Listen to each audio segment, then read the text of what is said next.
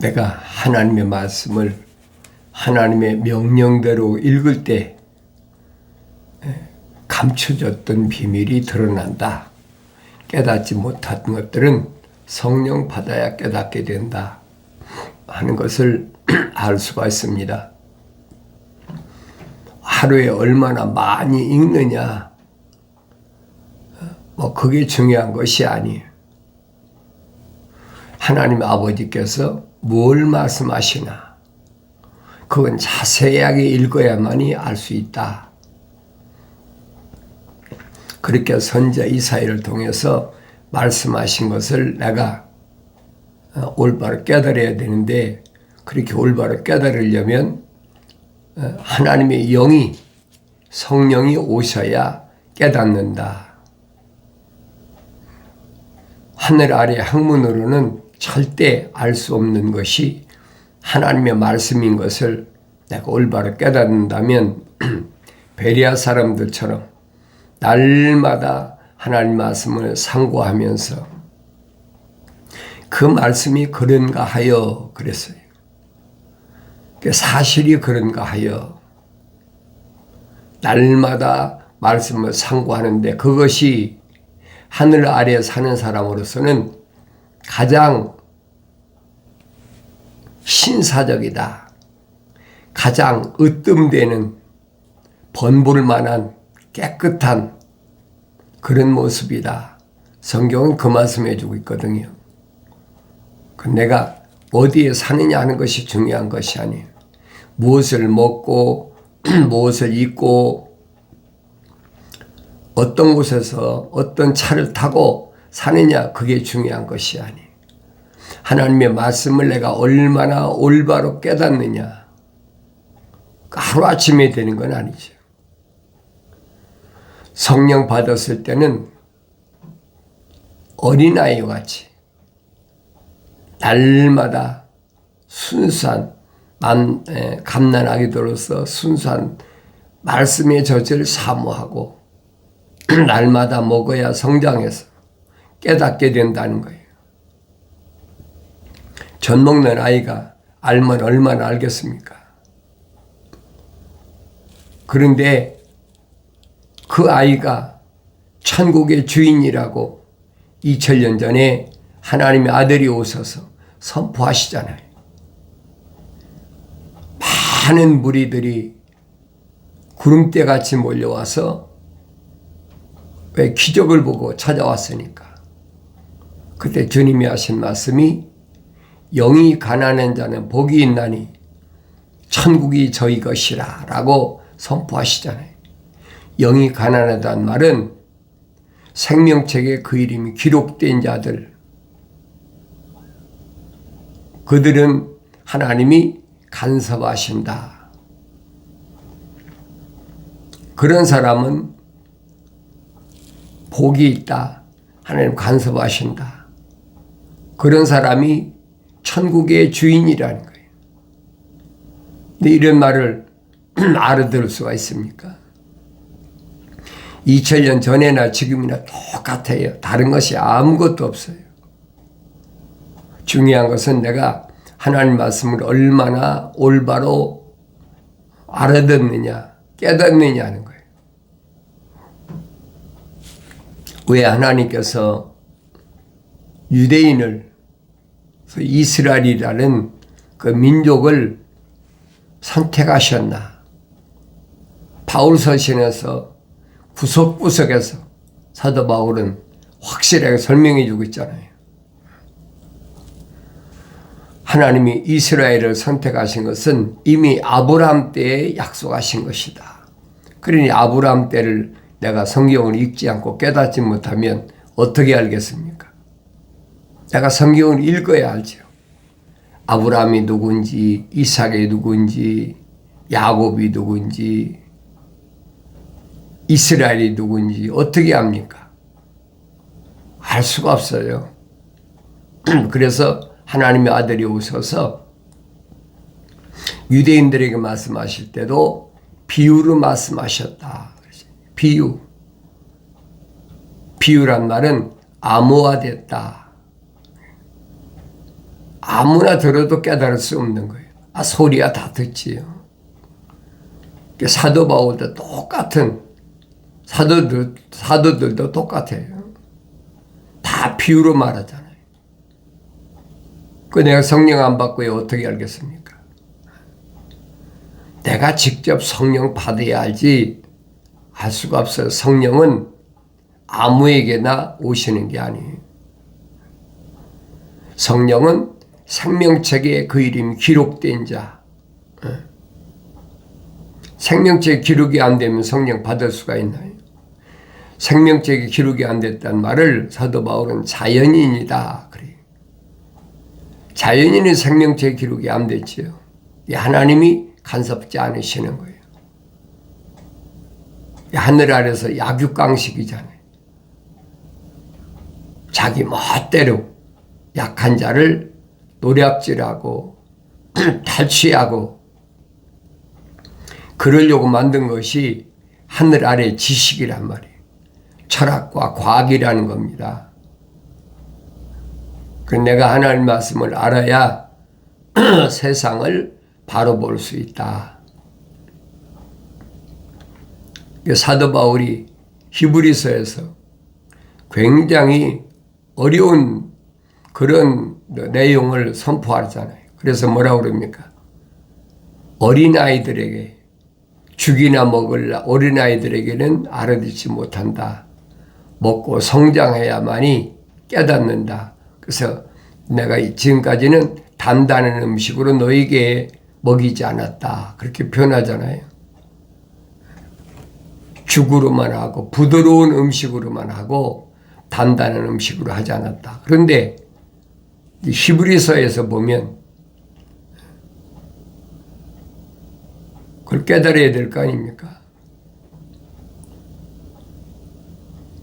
그러니까 히브리서는 바울 서신의 제일 마지막 끝에가 있어요.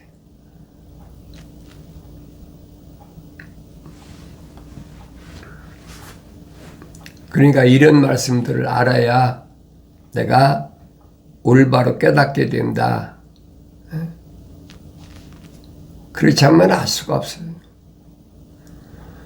그래 책망받고 돌이켜서 성령 받아야 알지. 그 모르는 사람한테 왜 그것도 모르느냐. 나는 목사인데 너는 장로인데 너는 집사인데 그건 너 모르느냐. 그런다고 아는 게 아니거든요.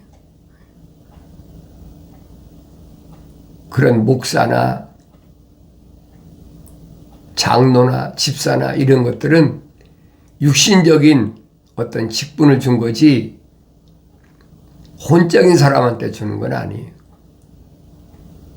근데 사도 바울이 에베소 4장에서 보면 예수님께서 부르심을 받은 그리고 책망받고 돌이켜 성령 받은 젖먹이 어린아이를 위해서 5가지 직분을 주셨다 그랬어요.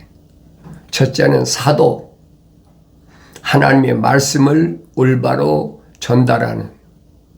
두 번째는 선지자, 미래를 올바로 조명하는.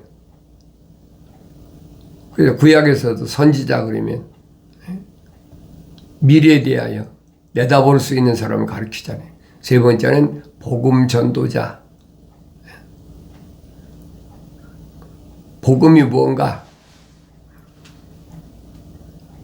네 번째는 목사. 양들을 올바로 잘 기르는 그 목자. 목자라고 그랬죠. 목사. 5번째는 교사. 가르치는. 이런 사명을 예수님께서 허락하셨다는 거예요. 누구에게? 성령 받은 자들에게. 그래서 부르심을 받은 교회가 어린 아이 같은 젖먹이 때부터 잘 기르라고 사도 베드로에게 주님 부탁하시잖아요. 베드로야, 내가 날 사랑하느냐? 예, 내가 주님 사랑합니다. 내 어린 양을 먹이라. 내가 나를 사랑한다면 어린 양을 먹이라. 어린 양이라고 육신의 나이가 어린 그런 사람을 가리키는 게 아니에요. 나도 몰랐을 때는 옛날에 그러니까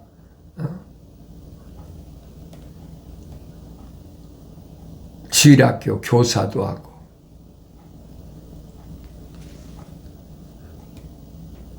근데 성경은 그 말씀이 아니거든요. 어린 양을 먹이란 말은 물과 성령으로 거듭난 어린 자녀들, 육신의 나이를 가리키는 것이 아니에요.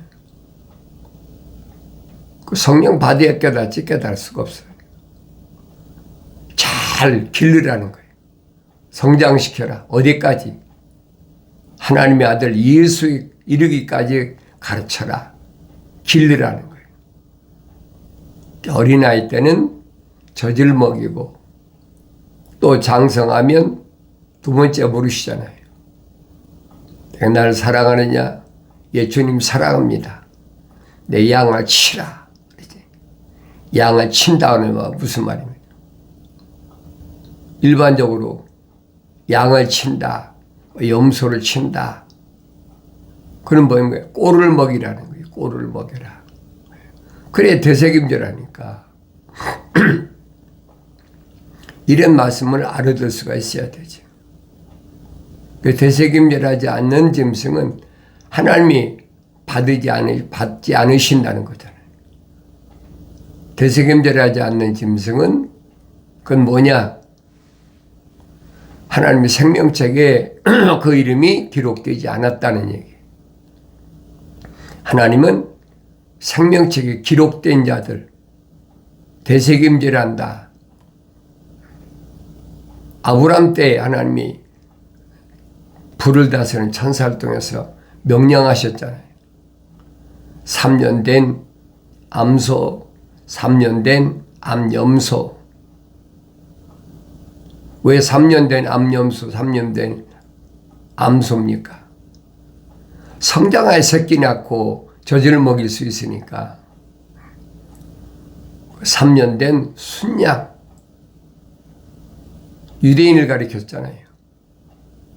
그러니까 이런 말을 내가 올바로 깨달으려면 성령 받고 성장해야 된다는 얘기예요.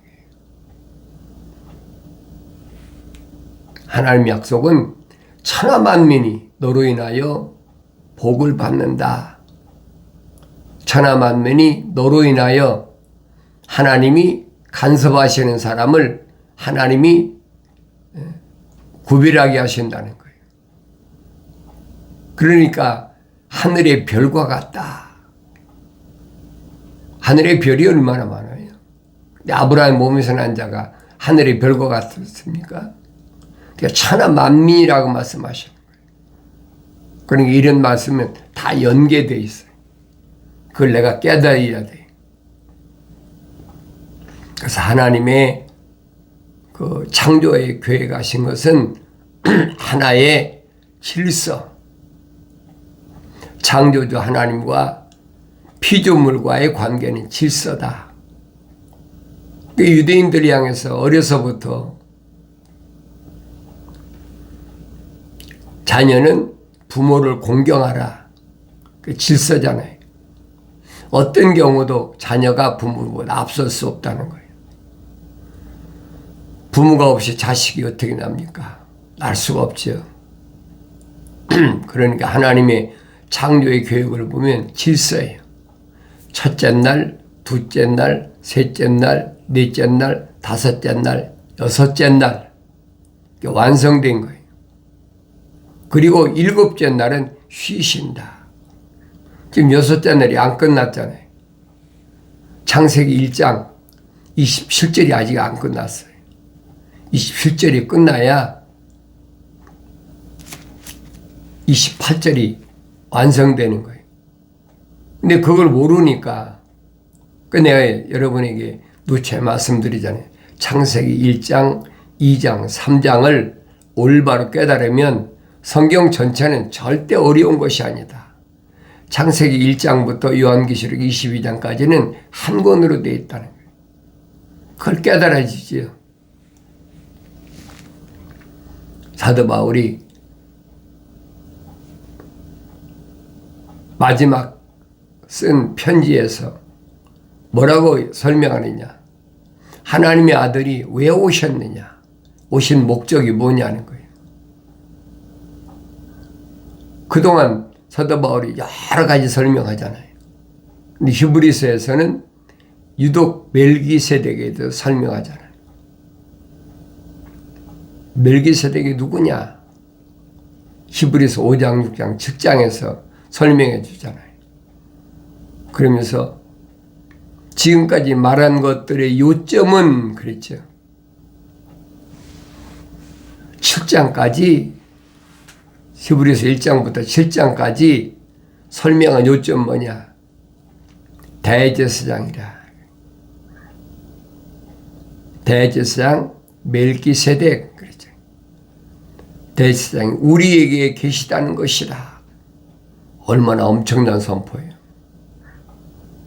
우리에게 계시다. 우리란 말은 뭐예요? 복수잖아요. 같은 편이라는 얘기. 그러니까 어린 양 예수가 하나님의 독생자라면 그에게 부르심을 받은 자들은 또 책망받고 성령 받은 자들은 누구냐? 양자라 그렇게 표현했잖아요. 독생자는 예수 그리스도 한 분이시고 우리는 예수 그리스도의 십자가 보혈로 깨끗이 제사함 받은 하나님의 양자. 그러니까 하나님의 양이야 아버지라 부른다. 바울서신은 설명하잖아요. 내가 하나님의 양의 아버지라고 부른다고 내 아버지가 되는 게 아니죠. 다윗은 말하잖아요. 오늘 내가 너를 낳았다. 그렇게 변하고 있잖아요. 그러니까 하나님의 양의 아버지라고 부르는 거지. 그러니까 그 사람은 생명이 들어갔고 생명체 그 이름이 기록된 사람이라는 거예요. 왜 사도 바울이 그렇게 표현했나? 우리에게 대제사장이 계시다. 대제사장은 뭐예요? 지성소에 들어가서 유대교에서 1년에 한 번씩 죄를 사하는 아무도 할 수 없는 제사장 중에 대표란 말이에요. 그러니까 사도 베드로가 제사장이 되기 위해서 5가지 버리라고 그러잖아요. 모든 악의, 거짓, 위선, 시기, 비방하는 거. 이거 버려야만이 내가 갓난아기들로서 순전한 말씀을 먹고 성장해서 성장해야 제사장이 되지 됩니까? 안 되지요. 될 수가 없지요. 그러니까 이런 말씀들을 내가 깨달아야 된다는 거예요. 만일 첫 번째 언약이 흠이 없었더라면 두 번째 것이 요구될 여지가 없었으리라. 첫 번째 언약의 흠이 뭔가? 자세히 읽어보세요. 흠이 뭘 보고 흠이라고 그럽니까? 하나님이 본래 창조하신 거기에 흠집이 있다는 거예요. 하나님 본래 창조하신 게 뭡니까? 내가 늘 말씀드리잖아요. 창세기 2장 7절에 흙으로 사람을 빚으시고 콧구멍에다 하나님의 생명을 후 불어넣으셨다. 숨을 불어넣으셨다. 그러니까 a living soul. 그게 오리지널이잖아요. 근데 거기에 흠이 있다. 그거 깨트려버리는 거죠. 흠이 있으면. 흠이 있는 도자기를 누가 사용합니까? 깨트려버리는 거예요. 한번 만들어서 불에 구워내면 그 이상은 다르게 바꿀 수가 없잖아요. 이게 원리란 말이에요. 그러니까 성경에서 뭘 흠이라고 그랬느냐. 여러분들은 기억할지 모르지만은 옛날에 어른들이 남자, 여자 결혼할 때 여자가, 신부가 흠이 있는 여자다. 그런 거 태자예요. 흠이 있는 여자라면 무슨 말이에요? 결혼하기 전에 다른 남자하고 썸씽이 있었다는 거예요. 그게 절대 안 되거든요. 그러니까 하나님 말씀에도 제사장은 반드시 누구하고만, 처녀하고만 결혼해라. 버진이라고 그랬잖아요. 그게 우리말로는 수처녀다. 남자를 접촉한 경험이 없는 여자다. 성경은 그렇게 표현하고 있잖아요. 그러니까 흠이 있다는 말은 하나님의 생명호흡이 안 들어갔다는 얘기예요. 그 생명책 이름이 기록이 안 됐다는 거지. 생명호흡이 들어갔더라도 흠집이 생기면 그 도기장에 깨트려 버리는 거지. 그 비유로 말씀하시는 걸 알아야죠. 그래서 사도 바울은 그렇게 표현하잖아요. 내가 처녀 교회를 신랑 예수께 중매한다. 그렇게 표현하잖아요. 흠이 있는 여자는 안 되는 거예요. 그래서 날마다 말씀의 인물로 씻으라 그러잖아요. 말씀의 인물로 씻으라. 흠이 없어야 됩니다. 그 흠이 뭐냐? 흠은 하나님의 질서를 무너뜨리는 거. 베드로가 설명하잖아요. 정권을 잡은 사람들을 반대해가지고 대모나하고 대항하고, 왜? 하나님이 계획하신 질서인데, 하나님이 세우신 통치자인데 피조물인 내가 왜 이러고 저러고 얘기하느냐는 거예요. 사도들 그 베드로나 그 바울의 서신 보세요. 절대 대항하지 말라는 거예요. 그 누가 하는 것이냐? 베드로는 그러잖아요.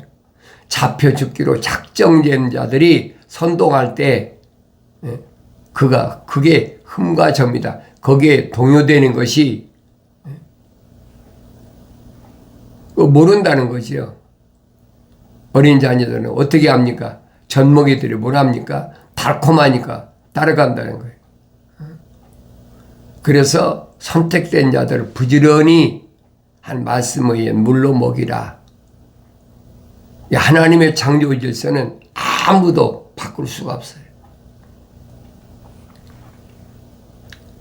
그 유대인들을 통해서 보여주고 있잖아요.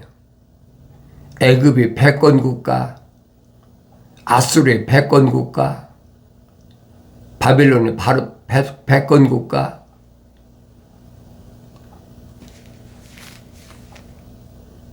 미디안 나라의 패권 국가, 그거 다 보여주고 있잖아요. 근데 그걸 보여야지요. 왜 자기들이 하고 싶어 합니까?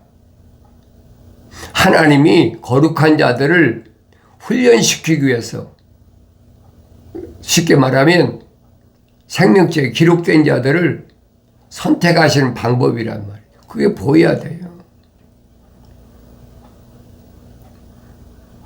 그런데 첫 번째 언약이 어디 있었습니까? 출애굽한 이스라엘 백성이 주셨잖아요. 약속. 첫사람에게는 하나님 동산에 약속하셨잖아요. 동산 중앙에 있는 선과 악의 지식의 나무에 다는 거 먹지 마라. 먹는 날에는 반드시 죽으리라. 약속이잖아요. 왜 실패했습니까? 자세히 읽어보라고, 성경을.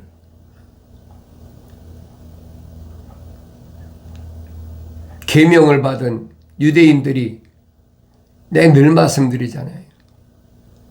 광야를 통과한 남자만 20세 이상이 60만 3,550명인데 왜 여호수아 갈렙만이 요단강을 통과했느냐?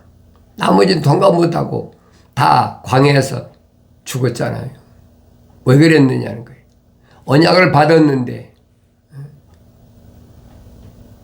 그들은 언약에 받을 아무 가치가 없는 사람들이에요. 그러니까 갖가지 기적을 얼마나 많이 체험했습니까? 바로 밑에서 떨어져 나올 때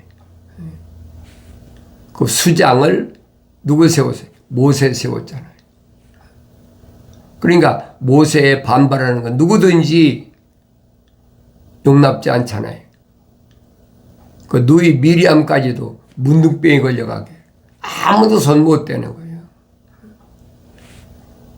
그런 모세가 왜 요단강을 건너지 못했나? 내가 중점적으로 읽어봐야 될 거 아닙니까? 모세가 신명기에서 뭐라고 그럽니까? 이스라엘 백성에게 너희 때문에 내가 요단강에 못 들어갔다. 핑계대고 있잖아요. 첫사람 아담처럼 당신이 만들어준 그 여자가 나로 하여금 변명과 핑계대. 모세도 똑같은 얘기예요. 하나님께서 이스라엘 백성이 언제 말씀하셨어요? 모세가 간절히 기도할 때 하나님께서 모세에게 직접 말씀하시 누구든지 내 말에 거역하면 내 책에서 그 이름을 지워버리겠다. 모세 자기가 들은 얘기거든요. 근데 자기가 거역했잖아요. 항상 말씀드리죠. 주변에 200만이나 되는 사람들이 아우성치니까 목마르다고 그러니까 반석을 명해라. 명령하면 되는 거예요. 치라는 얘기가 아니잖아요. 홧김에 내리쳐버린 거예요. 2번이나.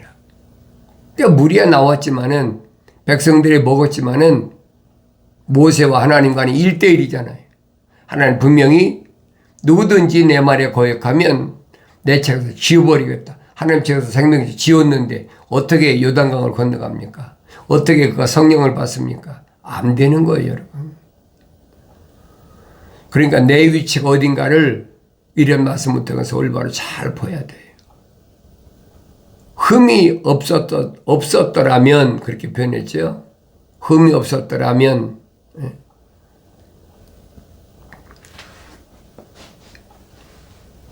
내가 출애굽기, 레위기, 민수기, 신명기를 잘 읽어보란 말이에요. 하나님의 명령을 받은 첫사람이 누굽니까? 아담에서부터 쭉 읽어보시라고요. 하나님의 명령, 믿음의 조상이라는 하나님의 명령을 받은 아브라함도 보라고요.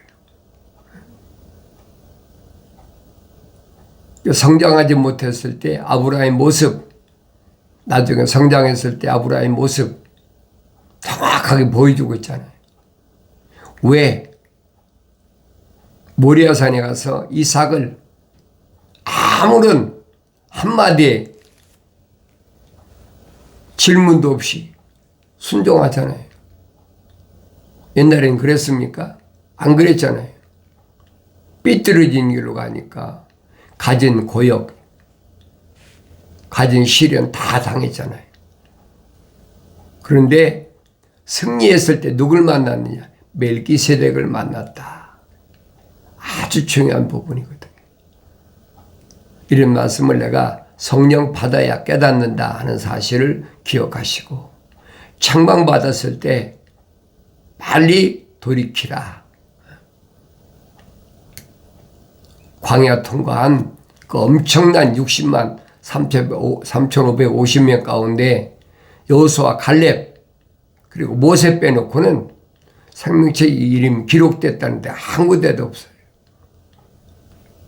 난 누군가 내가 보여야 되잖아요. 흠이 없는 사람인가 스스로 깨닫고 말씀을 책망받았을 때 돌이켜서 성령 받아서 흠이 없는 자로서 주님 신부로서 복된 삶을 살아가길 바랍니다.